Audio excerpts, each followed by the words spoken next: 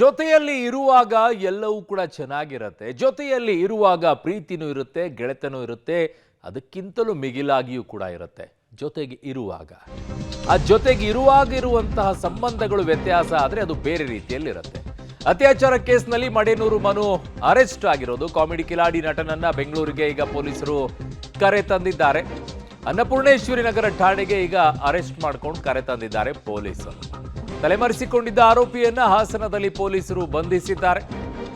ಅನ್ನಪೂರ್ಣೇಶ್ವರಿ ನಗರ ಪೊಲೀಸರಿಂದ ಈಗ ಆರೋಪಿ ಮಡೇನೂರು ಮನು ವಿಚಾರಣೆಯನ್ನ ಆರಂಭ ಮಾಡುತ್ತಾರೆ.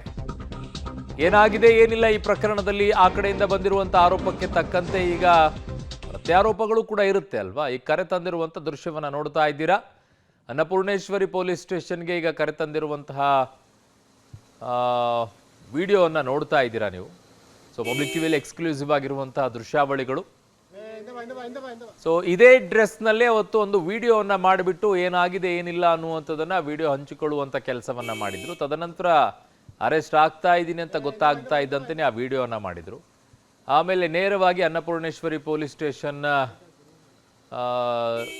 ಸಿಬ್ಬಂದಿಗಳು ಹೋಗಿ ಆರೋಪಿಯನ್ನ ವಶಕ್ಕೆ ಪಡ್ಕೊಂಡು ಈಗ ಕರೆ ತಂದಿದ್ದಾರೆ ಬೆಂಗಳೂರಿಗೆ.